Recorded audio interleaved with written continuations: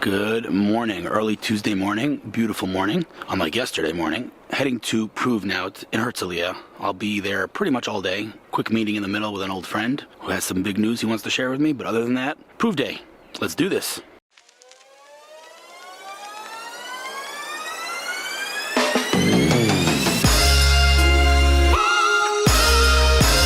Made it to Herzliya like 8:15 a.m. I can't walk into the Proov office without making a little detour to see these fine automobiles parked in the parking lot. I am so curious who they belong to because they're always parked here. Man, I love my cars.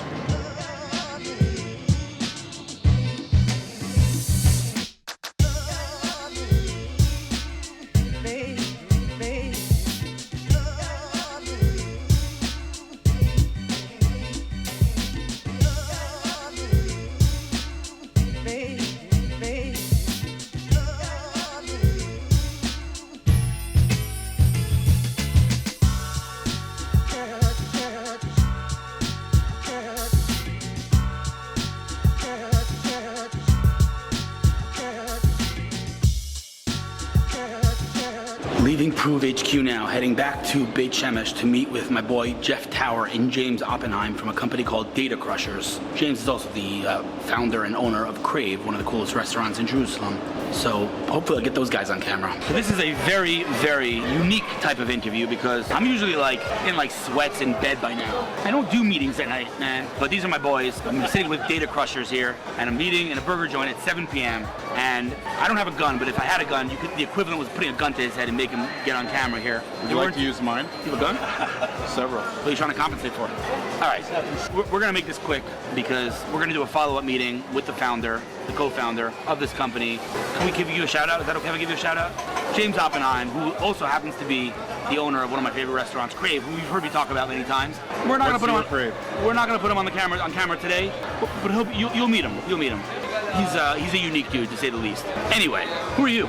I'm Jeffrey Tower. Jeffrey Tower. Jeffrey Tower. Do you actually go by Jeffrey? Jeffrey, Jeff, JD. Let me tell you guys something. At my house right now, I got the Echo, Amazon Echo, the Alexa, I got Google Home. I'm all AI'd out. Yeah. But my break-in into this space was this guy. He actually, I don't forget stuff like that, man. I like to be on the giving end, but I was on the receiving end. I don't forget that.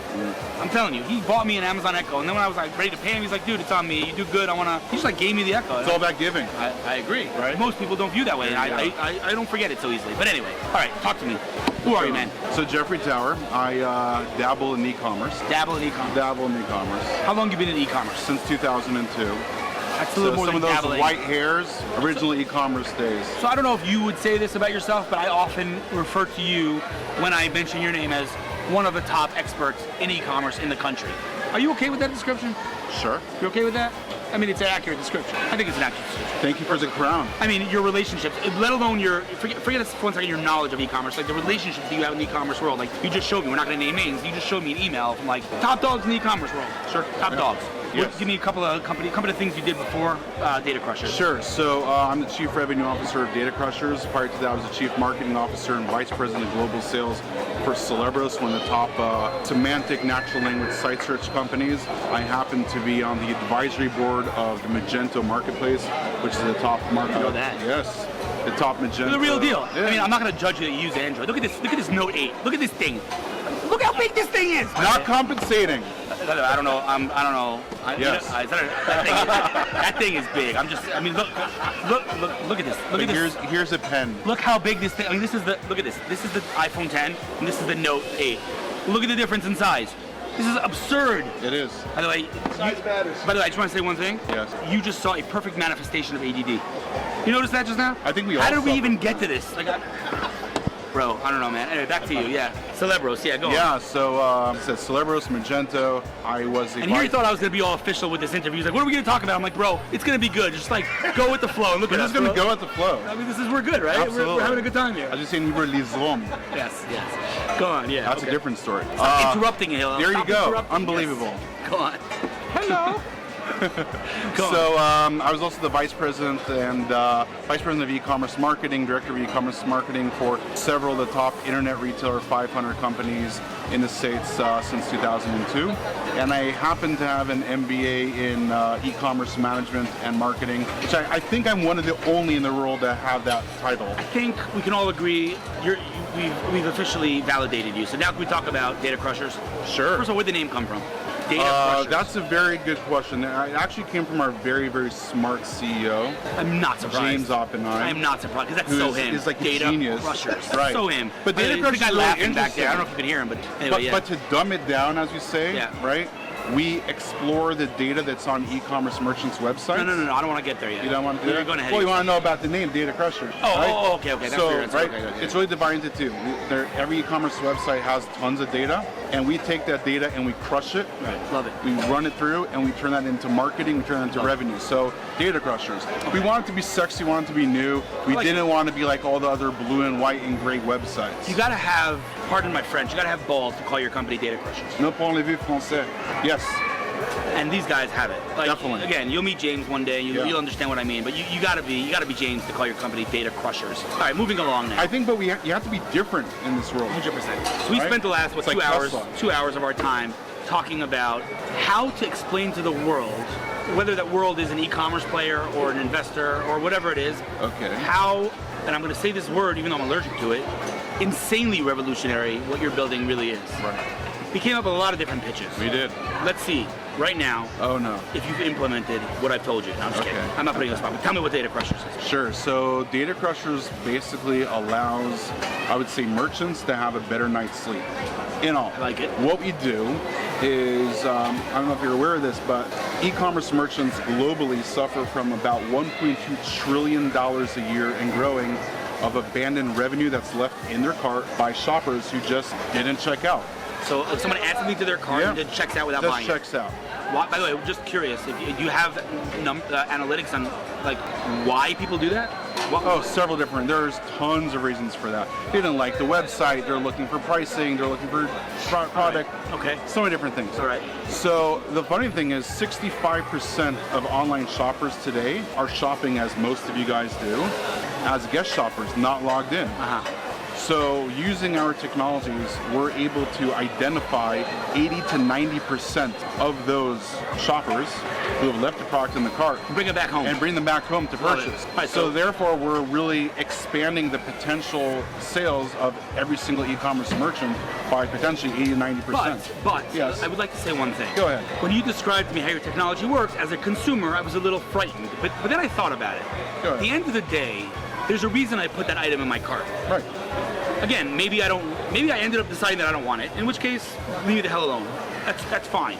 But I know about myself as a shopper. I'll often put it in the cart and get distracted, ADD, or whatever. Come back to it later. Right. And the fact that I'm going to use the word persistent, even though persistence still has somewhat of a negative connotation. The fact that I view it as a service to me.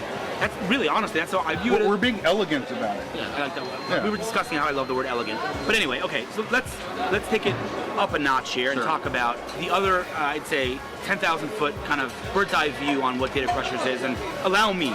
Please. May I? Yes.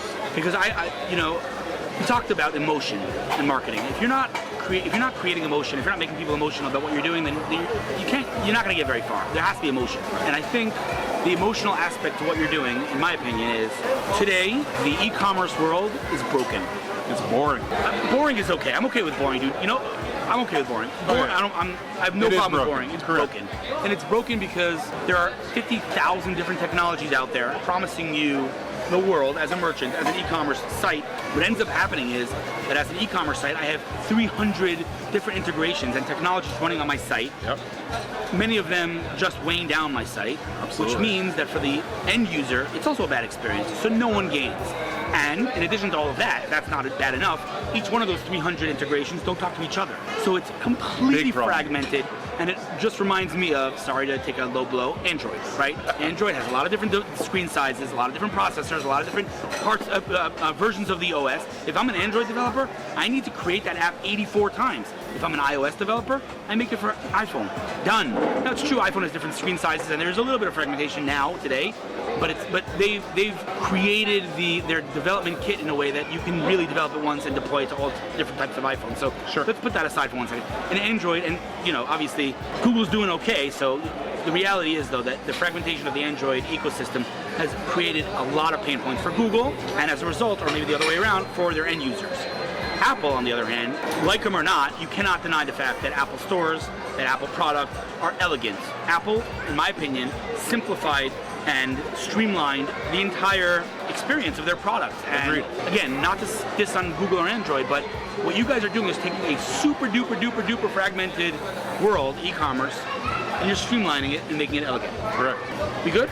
Excellent. Perfect. Where do I hear more? Where do I read more about DataCrushers? What's your website? DataCrushers.com. Love that. Stay tuned to our blog. Big things coming. Love that too, because I know what's coming, and there are big things coming. Big things. If somebody wants to reach out to you, if they're an e-commerce player, if they're an investor, what do you actually, do you want to talk about your fundraising efforts or not the time? Now's not the time. I think we'd wait a week for that. There's a lot of, let's just say there's a lot of big opportunities coming up. There's a lot of inbound interest, let's just say that. A lot of VCs, a lot of investors are looking at these guys and realizing that they are building something that's unique and interesting. And they are raising. So if there's an investor watching this, if there's an e-commerce player watching this, how do they reach out to you? Jeffrey at DataCrushers.com. Jeffrey. You don't do the G-O? No, I'm not King Joffrey, although I am now a king. I'm Jeffrey. Mike McIntyre, the British comedian, he has the thing like, why are their American names spelled? Why is it spelled Geoff? What is Geoff? Geoff. He has a very funny skit on that. But anyway, all right. So Jeffrey at DataCrushers.com. Jeffrey at DataCrushers.com. Jeffrey. If you're a commerce player, if you're a tech player in the commerce world, if you're an investor, really of any kind that's interested in the e-commerce world, reach out to this dude. I've been following his career for a long time. He's top notch. And again, we'll get his co-founder on camera a different time. When you meet him, you'll see what I mean. Good luck, the real dude. deal. Good luck. Thank you. Own it, man. Just own it. That's the bottom line. Own it. Thank you. Good luck, bro.